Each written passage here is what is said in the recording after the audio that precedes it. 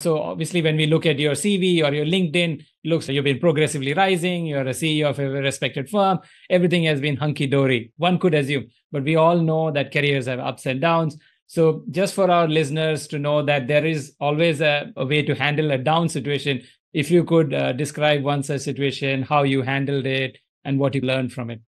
First of all, I would definitely agree with you that God has been very kind and largely things have worked very well. And I always say that we are one part of the equation, but there is a bigger force, and I think the bigger force has definitely been very kind. So that said, yes, you're right. There are always situations in your career where, especially at that moment, you feel that things are terrible and there are various matters to be resolved.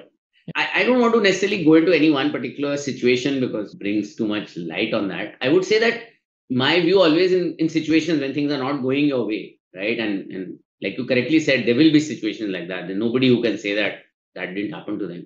Is to really just try to focus on the sort of here and now. My advice to everybody is to focus on today, right? Rather than yesterday and the future.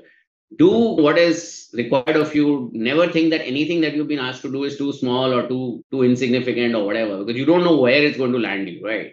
So just do what you're supposed to do. And I don't know the word, but there is a word I can look it up for you. But basically what it says is always keep moving. So Okay. I think in Hindu mythology, there is a word for this, which says that always keep moving.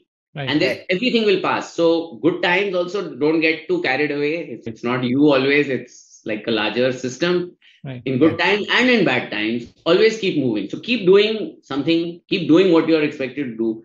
And yes, when you're in that situation, this advice sounds a bit theoretical, but I found, at least for me, it's worked. That irrespective of the situation that I've been in, I just keep trying to keep moving. Right. And hopefully it'll pass, and it largely tends to pass.